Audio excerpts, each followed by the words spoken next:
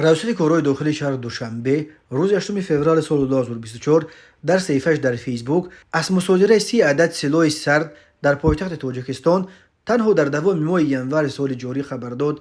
این سلاح‌های سرد که در ادامه عملیات با نام شرطی کرد که در دوشنبه اینک افسال باز ادامه دارد، اساساً از دست نورسان و جوانان مصادره کرده می شود. بنا به اطلاع میلیس پایتخت، در نتیجه برگزاری عملیات کرد در دوام ماه ینور سال 2024 از نابالغان و جوانان در مجموع 30 عدد سلاح سرد از جمله 26 عدد کارت‌های گوناگون، 2 کاستت و 2 چوب دست مصادره کرده شدند. از جانب کارمندان میلیسیا با این نورسان و نابالغان کارهای فرماندهی گذرانده شده، عاقبت‌های فاجعه‌بار با خود گرداندن سلاح سرد و استفاده آن فهمانیده شد. همزمان نسبت به والدان آنها برای بی‌مسئولیتی ظاهر نمودن طبق طلبات ماده 90 کودکس حقوق ویرانکنی مأموری جمهوری تاجیکستان پروتکل‌های مأموری ترتیب داده شده برای چاره‌جویی به دادگاه ارسال کرده شدند. گفته می شود در اطلاعیه میلیس پایتخت به این والدان برای سرهنگاری در تربیت فرزندان جریمه به اندازه از 216 تا 360 سومونی تهدید می کند. وابسته به این میلیس بار دیگر از کل شهروندان مخصوصا والدان